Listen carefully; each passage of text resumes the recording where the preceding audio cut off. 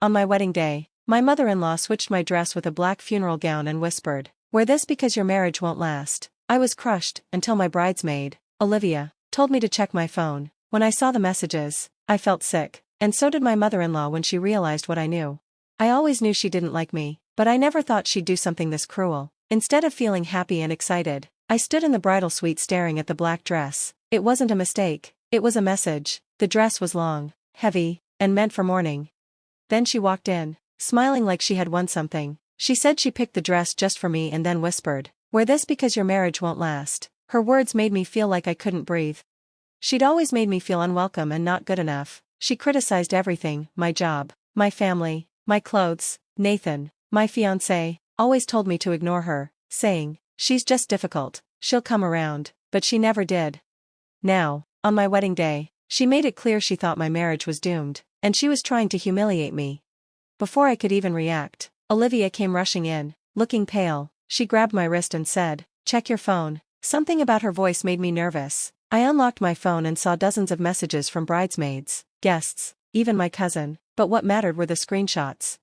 They showed Nathan texting another woman. They were making plans, talking about their last night together, and how they had to be careful today. The messages went back months. Even the night he proposed to me, he was messaging her. The week before the wedding, he told her he wished he was marrying her instead. I felt like I was going to be sick. I grabbed Olivia's arm to stay upright. "Where did you get these?" I asked, my voice sounding strange even to me. "His other woman sent them to me. She thought you deserved to know before you married him," Olivia replied. Nathan had been cheating on me, and his mother knew. She wasn't just being mean with the dress, she knew my heart was about to be shattered, and she wanted me to feel even worse. But she had no idea who she was dealing with. I took a deep breath, smoothed the black dress she had chosen to insult me, and smiled. She hadn't won, not yet, and if she wanted to see true pain, she was about to witness it firsthand. I stared at her, my voice steady. "So, you knew about this?" She smiled even wider. "Of course, I did. You're not good enough for him. He deserves better. You're just a mistake." Her words lit a fire inside me. I didn't scream or cry. I focused on something stronger: revenge. I looked at Olivia. "Where is he?" "In the groom's suite," she said, but I didn't wait. I marched out of the room, my bridesmaids hurrying to catch up. The black dress dragged on the floor behind me like a shadow. People whispered as I stormed through the hallway. I didn't care. I pushed the door to the groom's suite open without knocking. Nathan was sitting on the couch, laughing at something one of his friends said. There was a half-empty beer bottle on the table. His smile faded when he saw me. "Babe," he said, looking confused. "Why are you wearing?" I threw my phone at him. It hit his chest and landed on his lap. His face turned pale when he saw the screen, the texts, the proof of his cheating. The room went completely silent. I crossed my arms. "Anything you want to say?"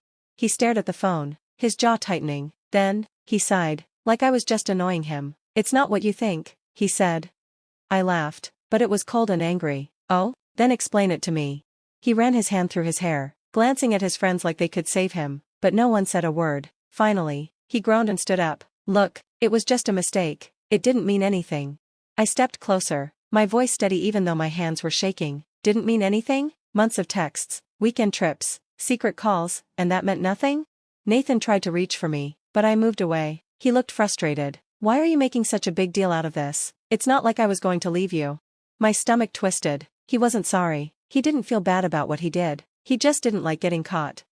Right then, I made up my mind. I wasn't just going to leave him. I was going to ruin him. And his mother? She was going down with him. But first, I had a wedding to attend, because if they thought I was just going to walk away quietly, they were wrong.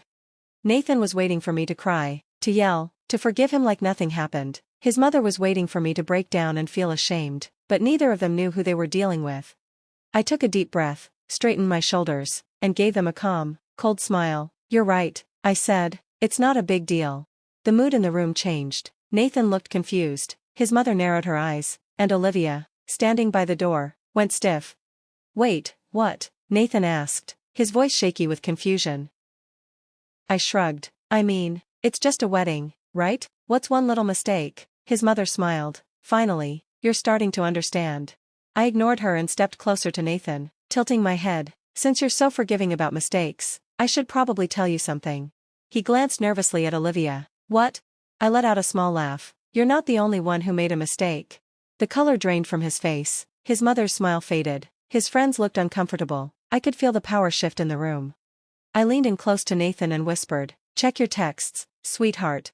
Nathan grabbed his phone, his fingers shaking as he unlocked it. I watched his face change from confusion to pure horror. He stammered.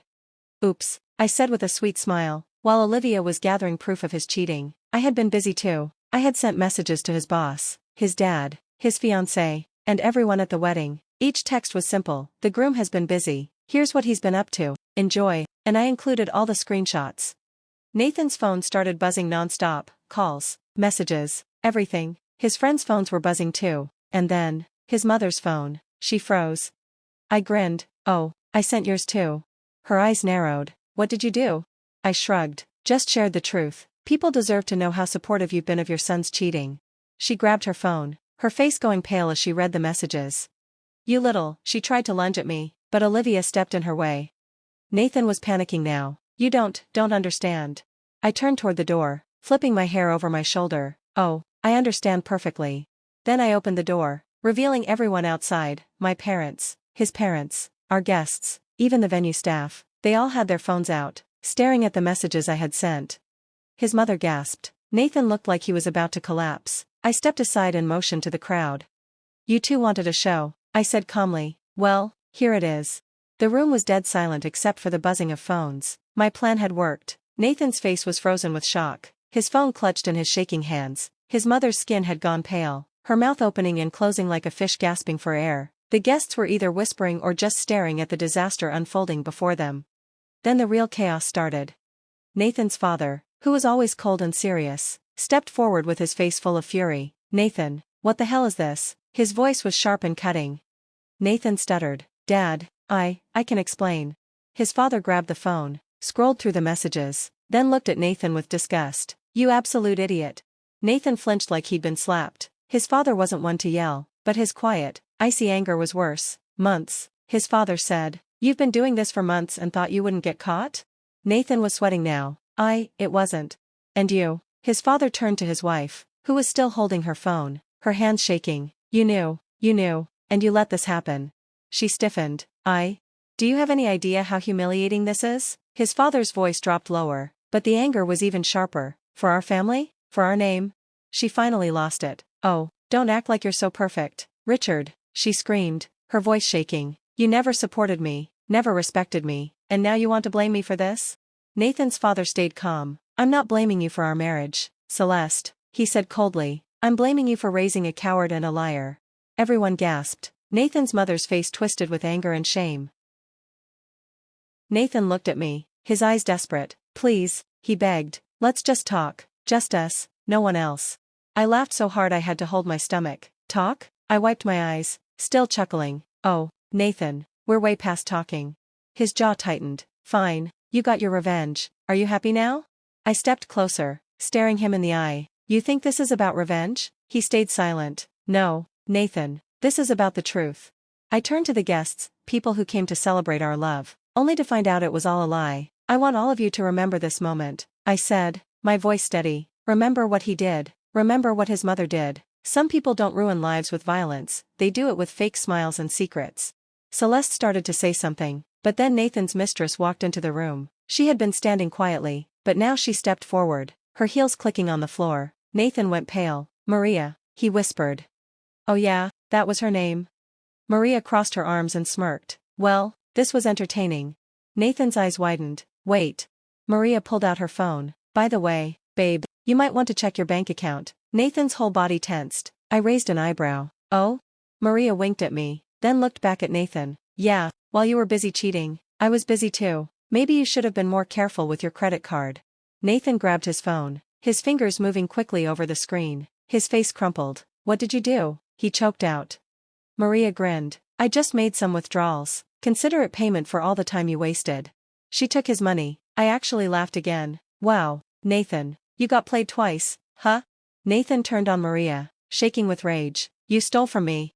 She shrugged. "Think of it as payback. You're not the only one who can play dirty." I glanced at Olivia and grinned. "I think I like her." Olivia snorted. "Yeah, she's kinda awesome."